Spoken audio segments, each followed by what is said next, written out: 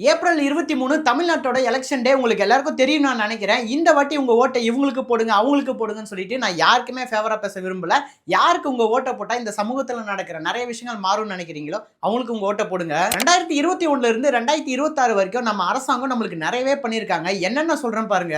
நம்மளுக்கெல்லாம் சோறு போடுற விவசாயிங்க கூட்டுறவு வங்கி, சர்க்கரை ஆலைன்னு சொல்லிட்டு அங்கெல்லாம் கடன் வாங்கி வச்சிருப்பாங்க. அந்த கடத்தெல்லாம் அடைக்கிறதுக்கு ஒரு டியூ டேட்னு ஒன்னு இருக்கும். அந்த டியூ டேட்டை இப்ப இருக்க அரசாங்கம் எக்ஸ்டெண்ட் பண்றேன்னு சொல்லிட்டு சொன்னாங்க ஸ்டார்டிங்ல. ஆனா இப்போ வரைக்குமே பாத்தீங்கன்னா அதை நடைமுறைக்கு கூட கொண்டு வரல. பெண்களுக்கு எதிரான பாலியல் வன்கொடுமைகளை விசாரிக்க தனி நீதிமன்றம் அமைப்போம் அப்படின்னு சொன்னாங்க. ஆனா இன்னி வரைக்கும் குற்றங்கள் அதிகமாயிட்டே தான் போயிட்டு இருக்கே தவிர தனி நீதிமன்றம் இன்னி வரைக்குமே வரல. நம்ம யூஸ் பண்ற கேஸ் சிலிண்டருக்கு 100 ரூபாய் மானியம் தரேன்னு சொன்னாங்க. ஆனா சென்ட்ரல் கவர்மெண்ட்ல இருந்த கேஸுக்கு 200 ரூபாய் ரெடியூஸ் பண்ணிட்டாங்க. ஆனா நம்மளுக்கு வரக்கூடிய 100 ரூபாய் இன்னுமே வரல. அது மட்டும் இல்லங்க, பல டிபார்ட்மெண்ட் ஸ்டூடெண்ட்ஸ்க்கான education loan, teachers pension, contract labours staff ஆக்குறோம்னு சொல்லிட்டு பல திட்டங்கள் நடைமுறைக்கு கொண்டு வரும்னு சொன்னாங்க. ஆனா இது வரைக்குமே எதுவுமே வந்த மாதிரியே தெரியல.